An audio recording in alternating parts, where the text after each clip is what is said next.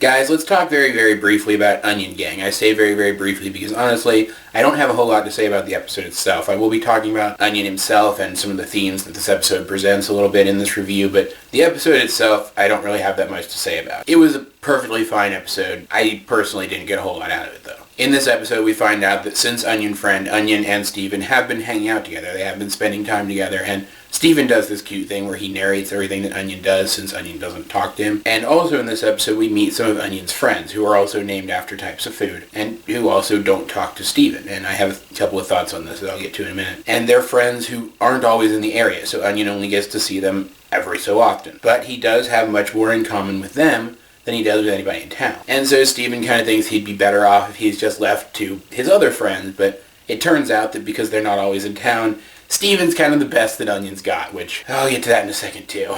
I think that this was another episode that was hurt by the 11.5-minute format of the show. This episode tried to introduce all these new characters and didn't have time to do it. Literally the only one that I remember anything about is the one with the pot on their head, the one that kind of looked like the player character from Undertale. And that's mostly because of the resemblance to the player character from Undertale. Given more time to develop the personalities of each of these individual characters, I feel like they would have been more memorable in the end, and the episode would have left a bigger impact on me. As it stands, though, these characters have left the show for the time being. They may or may not ever return, and I just don't really care because I don't know anything about them. What I did take away from this episode, what did sit with me, and one of the reasons why this episode is far from my favorite ever, and why I would go so far as to say that I didn't actually really like it all that much, is the behavior of these kids and Onion when he's with these kids. Now, they do some harmless stuff, some pranky stuff, but just the way they're portrayed was odd. Now, for those of you guys who don't know, there's a theory going around, a theory that I actually agree with, that I actually find very plausible,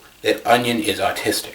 It explains a lot of his oddities, and it explains why someone like Steven might find him just strange enough that he comes off as creepy, because it's often difficult for a neurotypical person to understand an autistic person, and that can make the autistic person seem strange to them in an unnerving sort of way. But there are a few things in this episode and at this point in the series that make me hope that that's not the direction they're going with this. First of all, if Steven is spending this much time with Onion, he should have been told that Onion is autistic if Onion is autistic. He should have been told, and he should have had it explained to him how to better interact with someone who is autistic. In which case, some of Onion's eccentricities wouldn't bother him as much. They wouldn't come off as strange to him. But the fact that they still do shows us that he hasn't had that conversation yet with anybody. And if they are going that direction with Onion, that's a conversation we should have seen anyway. Portrayals of autism in media are something that we need more of, and we definitely need to see more examples of positive interaction between neurotypical people and people with autism. And while this is the kind of show that I would expect to show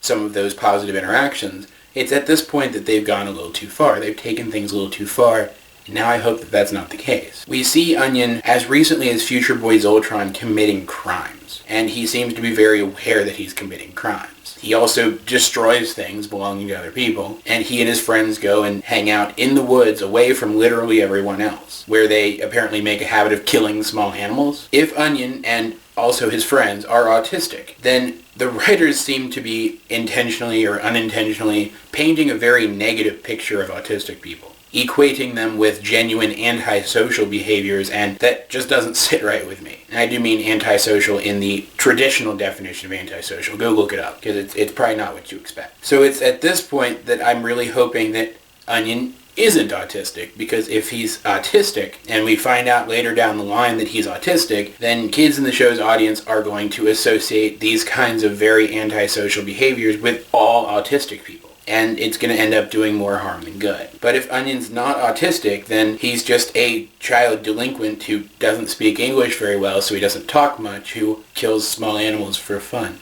So either way, they're doing a huge disservice to the character at this point, because they've written the character to the point that they have, with the traits that he has. Overall, I just feel like there have been huge mistakes in the development of this character, and they can't really go back on him now, and they really shouldn't double down on him either. And I just have no idea where they're going to be able to take this character from this point forward that would be satisfactory. And yeah, I know it's a cartoon and I have to make allowances for certain things, but this is a very mature cartoon in a lot of ways, and I expect it to handle itself in a mature manner. I don't know, maybe I'm overthinking all of this. There's as much a chance that I am as that I'm not. And there was definitely stuff to like in this episode. The moment when Onion came back to Steven at the end, even though he was kind of just informing Steven that Steven's all he's got. There was still a bound of touchingness to it. Steven definitely seemed to be moved. And there were Undertale references in this episode, not just the character who was designed to look like a character from Undertale. The insect race, for example, had a lot in common with the snail race from Undertale. And I'm cool with any mainstream media that references Undertale. But I just didn't feel like those references were enough to save